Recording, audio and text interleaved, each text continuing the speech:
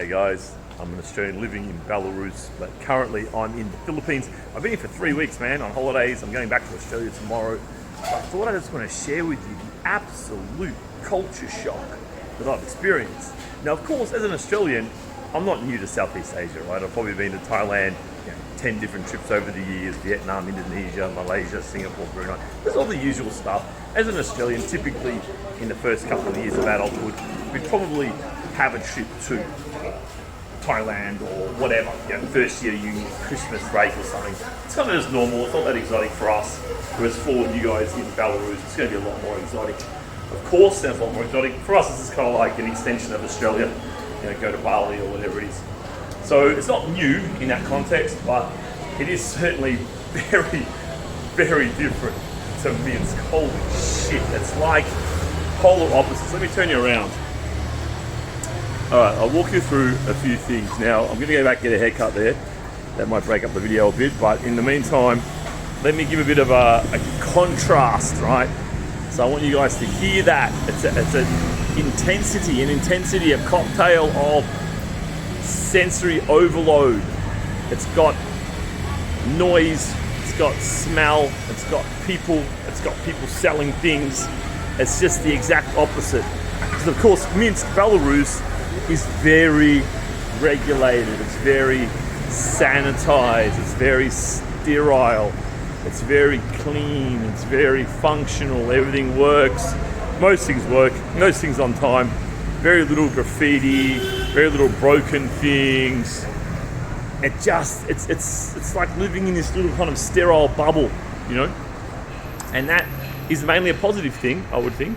But although expats often complain that it's a bit boring, it's a bit too sterile, But here, oh my goodness. So let's just go to this street. What I'm going to do.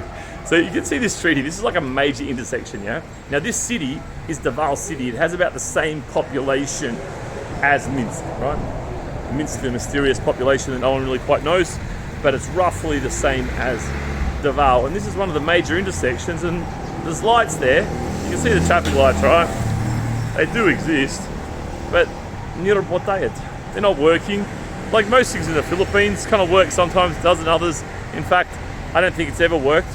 They're sitting there, maybe they get plugged in one day. But in the meantime, you just kind of walk across. That's what we do. And in fact, I'll show you. I'll just walk across here and navigate the traffic.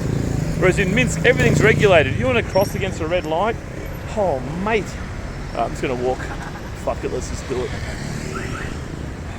This guy's chilling. What's this guy going to do? This jeepney, he wants to stop for me. Good man. This guy, he's also going to stop. Yes, we're going to cross, no problems. Whereas Minsk, you'd have the old Soviet walk-unders. You just walk straight under, right? Walk straight under, no problems, and we'll get back again. We'll go back this way a bit on the corner. So you'd walk under, there'd be no stress.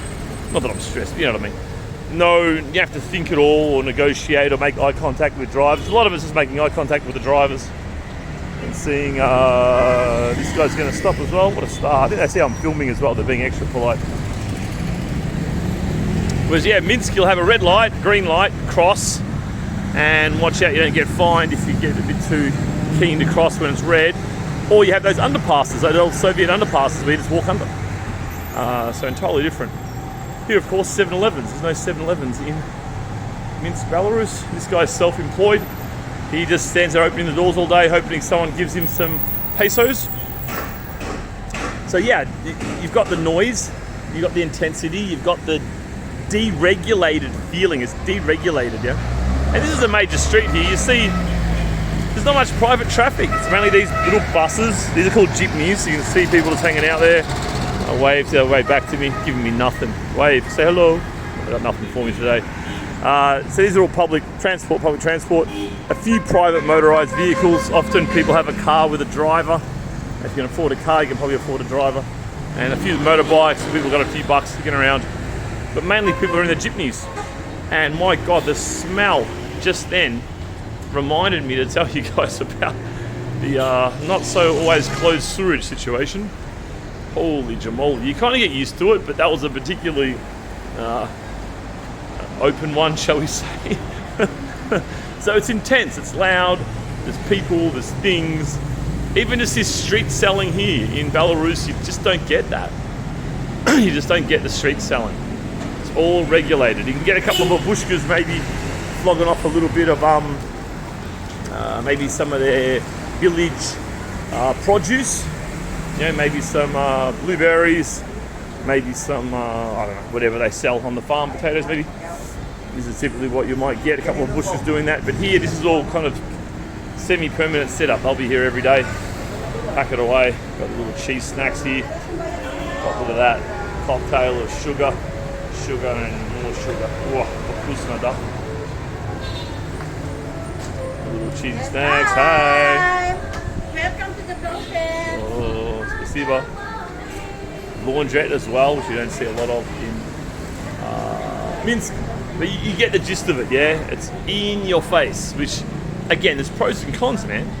You might like the sterile life, you might like the chill. I'm going back down here, I want to get this haircut of mine.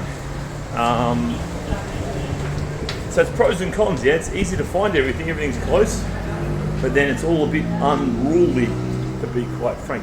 Oh, let's talk about food, man. For me, honestly, food, I'm a bit of a health nut. I like to eat well, I like high quality, nutritious food. And I have to say, the food supply when I left Minsk the other day is in very good repair at the moment. In the summer, you get all the summer fruit. Good supply, pretty much everything at the moment. In the winter, it can go a bit barren in the fruit and veggie section, but you know, generally, Minsk food supply is pretty similar. You can see my head again if you like. Very similar to the West, really. It's got all the nice things, all the extra nuts, all the extra seeds, all the other kind of health foods and this kind of stuff. It's all kind of available and well priced in Belarus, often cheaper than the West, usually similar or cheaper. Here, the food supply is a bit simpler.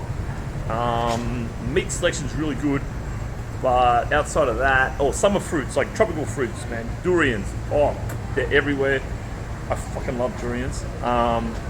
Mangoes, all this kind of stuff. Mangosteen, all these other things you probably haven't heard of that are common here. But once you get outside of that, yeah, look, the food supply is not fantastic, quite frankly. Maybe I need to dig a bit deeper, but it's hard to get just what I would consider some basic things. They're much rarer, and the local people eat a much simpler diet, for sure. So that's one big difference. And also the variation of restaurants around here. Let me give the world again. The variation of restaurants here, a lot more limited. Get a lot of the same things over and over and over again. It's kind of like if you remember the old cartoons back in the day, Bugs Bunny cartoons, and they would have Bugs Bunny running, or one of the characters running, and they just keep repeating the background over and over again. It's a bit like that here sometimes. Once you've seen the basic food, you'll kind of keep seeing the same thing over and over. Although in saying that, Minsk is a bit like that too. You do tend to get repetition in Minsk as well. It's certainly not. Neither are super international in terms of their food supply. But somewhere like here, man, this is so cool. These dishes, these are quite high quality in a place like this. You have a lot of different dishes to take. These will all be about probably 60, 70 cents for a small bag of each one. And of course what you do have here is heaps of seafood. Of course, surrounded by the ocean. See the squid in there. Is that tuna? That's tuna there. That might be eggplant, that one actually. Oh no, that's a fish too. I'm not sure which one it is. That's definitely tuna there. There's some other white fish. And of course, lots of fried chicken. In terms of prices, probably not that different in the end. Here, it's interesting that the food in the supermarket is probably more expensive here, to be honest. But then you get a lot of really cheap street food. That's one thing that Minsk really lacks, is that easy pickup, fast food, easy pickup. Not fast food like McDonald's, but just convenient food that you can just grab and take with you. You just haven't got that in Minsk at all. And it is one downside of Minsk. Whereas here, there's just food. You just put your hand out, there's food there, you know. And once you get to know your spots, it's really convenient. All your food's cooked for you straight away. You can grab it like that. You're not relying on just a small number of food courts or some shawarma shops like you might be in Minsk. Here you got these kind of places everywhere, and really fast and takeaway. So that's super convenient, and these can be really, really cheap, as I say, as well as can be good quality depending on where you go. here it's really interesting. So in Belarus, you have these import tariffs, right? So everything's kind of weirdly expensive that's imported. Like, for example, phones. Probably 30% more expensive than Australia. And even clothes are not that cheap there either. But here, clothes are almost free. It's really amazing. So I've worked out that a lot of companies just dump their clothes here, right? And they sell them. So for example, when I was in a department store, I saw that the Cotton On label had been blacked over, right? So there was a Cotton On shirt, they made too many, whatever it is, and then they're selling it here for like a fifth of the price. And most of the basic, polos and t-shirts and stuff are like $3. A few De Facto, you guys know the brand De Facto. It's very famous and common. It's like a H&M level kind of place. Even here, they were selling them again in that same shop for like $2 or $3 for what would cost maybe $20 or something in Belarus. And this kind of pattern keeps playing out. Even my local shopping centre, when I went there yesterday, they had this big dump of Jag and Lee and Mossimo, all in one go. It's all real. And just anything you want for 10, 15 bucks of all these brands, jackets, jeans, whatever it is. So you kind of got this like dumping ground. Philippines, it seems to be one of the dumping grounds for this kind of stuff, as well as a lot of like second-hand designer clothes, and it's a real mix of how people shop here. Whereas Belarus, as I say, is weirdly expensive when it comes to clothes, and you kind of have a limited selection, quite frankly, as well, when shopping for clothes in a place like Belarus. Haircuts, man, I'm about to pay 120 pesos. This is around $2 haircut. Basic entry-level haircut in Belarus is about $4. Bit of a queue there now. I should have already sat in there and queued, but I'm chatting to you guys. Last thing I'll mention is the weather, man. It's hot, dude. It's hot. Am I sweating? Can you see the sweat here? I've got sunscreen on today, so you might see it. I might sweat a little bit more, but it's warm. It's constantly warm. It's comfortable enough, but it's still warm. Today might be 31, 32. It's actually cold season, if you can imagine. I don't mind the heat. I don't mind up to about 30. It's quite comfortable, but some days it's just like, ugh. That defines your day, If it's 35, you're just like, can't be bothered doing anything. You walk around for half an hour, you're tired, Whereas Minsk, you won't get that. In fact, 4 or 5 months of the year in Minsk is perfect. Then it gets cold, of course, and then it can get windy and snowy and rainy and everything in between.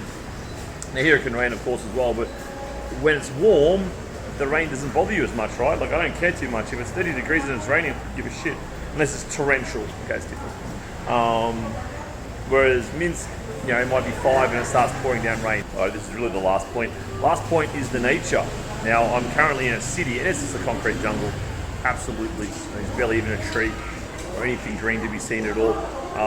Whereas Minsk, for a Soviet city, is pretty green. Like Minsk, comparing it to maybe equivalent Russian second-tier cities, is pretty green and pretty well landscaped and a lot more comfortable, a lot more natural, humane in that feeling. Here, the city is just cement, absolute cement. But the nature here is very different, of course. The nature here is jungle. The nature here is beaches. The Philippines is very well known for its beaches. I didn't make any videos. I should have, but I'm on the last day here, and I thought, I'll make some videos. So they have the beaches here and the water, of course, whereas Minsk has more like the forests and the lakes and this kind of stuff. So different kinds of nature, but definitely I think if you're going to live in a place like the Philippines, you'd probably want to be somewhere near the beach. You probably want to be somewhere in nature, I think, as well. So anyway, bit of a let you know how I'm going, let you know how things are doing, comparing a bit life here between Philippines and Belarus, of course. I hope you enjoyed it. I'll see you tomorrow.